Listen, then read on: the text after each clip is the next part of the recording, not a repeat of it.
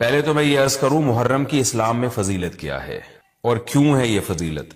رسول اللہ صلی اللہ علیہ وسلم نے فرمایا کہ محرم کو آپ صلی اللہ علیہ وسلم نے شہر اللہ قرار دیا ہے۔ صحیح حدیث ہے کہ آپ صلی اللہ علیہ وسلم نے فرمایا، صحیح مسلم کی حدیث ہے کہ رمضان کے روزوں کے بعد سب سے زیادہ جو روزے افضل ہیں وہ شہر اللہ المحرم، اللہ کے مہینے محرم کے ہیں، یعنی اللہ کی طرف اس محرم کی نسبت کی جا رہی ہے، تو یہ ایک بڑی فضیلت کی چیز ہے۔ اور قرآن میں جن 4 مہینوں کو محترم قرار دیا ہے، عرب ان مہینوں میں جنگ و جدال کو حرام سمجھا کرتے تھے کہ یار یہ ناجائز ہے، اس میں جنگ نہیں کرنی چاہیے، ان مہینوں کا احترام لازم ہے۔ ان میں 4 مہینوں میں محرم بھی ہے، محرم، رجب، ذی الحجہ، ذی قعدہ، ذی الحجہ، یہ 4 مہینے ہیں جو محترم ہے، لیکن اس میں پھر رجب بھی داخل ہے اور ذی قعدہ بھی اور ذی الحجہ بھی، تو یہ بھی ہے۔ اور 10 محرم کے روزے کی بڑی فضیلت ہے، آپ صلی اللہ علیہ وسلم نے فرمایا 1 سال کے گناہوں کی معافی کا ذریعہ بنتا ہے، لیکن آپ نے فرمایا کہ یہودیوں کی مشابہت نہ کرو، کیونکہ یہودی 1 روزہ رکھتے ہیں تو ہم 9 10 یا 10 11 2 روزے ملائیں گے، تو یہ محرم کی فضیلت ہے۔ اور یہ کیوں ہے اس کی ہمیں وجہ معلوم نہیں ہے۔ جیسے کسی نے ابھی بھائی نے سوال پوچھا نا ایک کہ اس میں کوئی واقعات ہوئے تھے، تو پہلے میں بتا دوں 10 محرم میں جب نبی صلی اللہ علیہ وسلم نے محرم کے مہینے کی یہ فضیلت بیان کی تو اس کو کسی واقعے کی بیس پہ بیان نہیں کی ہے۔ اس بارے میں جتنے واقعات ہمارے پاس منقول ہیں کہ آدم علیہ السلام جنت سے زمین پہ آئے تھے، یا قیامت آئے گی اس دن، یا یہ کہ اور پتہ نہیں کیا کیا، ابراہیم علیہ السلام کو آگ میں ڈالا گیا، یہ سب من گھڑت ہیں، اس کی کوئی حقیقت نہیں ہے، موضوع روایتیں۔ البتہ اس دن موسیٰ علیہ السلام اور بنی اسرائیل کو فرعون سے نجات ملی تھی، اس بارے میں روایت سندن بہتر ہے، یعنی اس کو مستند روایت کہا جا سکتا ہے۔ تو وہ یہ کہا جا سکتا ہے کہ 10 محرم کو موسیٰ علیہ السلام اور بنی اسرائیل کو اللہ نے فرعون سے نجات دی تھی، اسی بیس پہ یہودی روزہ رکھا کرتے تھے اس دن۔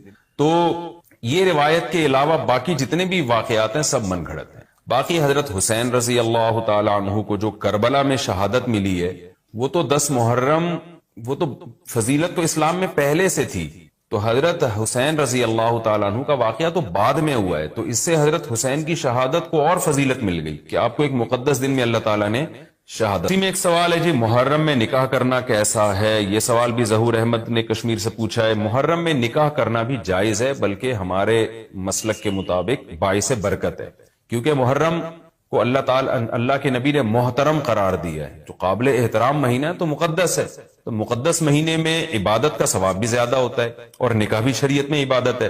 نکاح کیسے عبادت ہے؟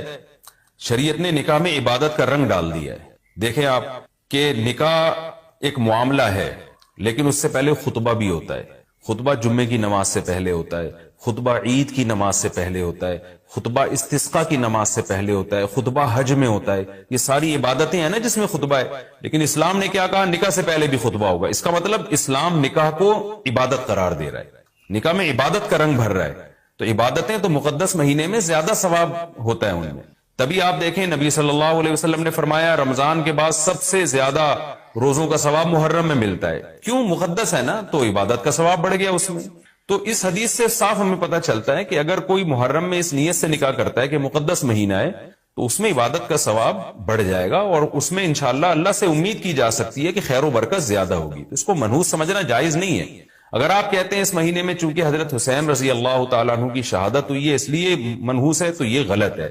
ایک تو ہماری نظر میں شہادت ایک بہت مقدس مقام ہے، اس کی وجہ سے کوئی مہینہ منحوس نہیں ہو سکتا، مقدس تو ہو سکتا ہے، منحوس نہیں ہو سکتا۔ دوسری بات یہ کہ 1 محرم سے لے کے 29 یا 30 ذی الحجہ تک اسلامی تاریخ میں کوئی ایسا دن نہیں ہے جس میں کسی مقدس شخصیت کی شہادت نہ ہوئی ہو یا کسی پہ ظلم نہ ہوا ہو۔ اگر آپ تاریخ کے اوراق اٹھا کے دیکھیں، ہر مہینے ہر تاریخ کو کوئی نہ کوئی اسلام میں اچھا واقعہ بھی ہوا ہے اور برا واقعہ بھی ہوا ہے۔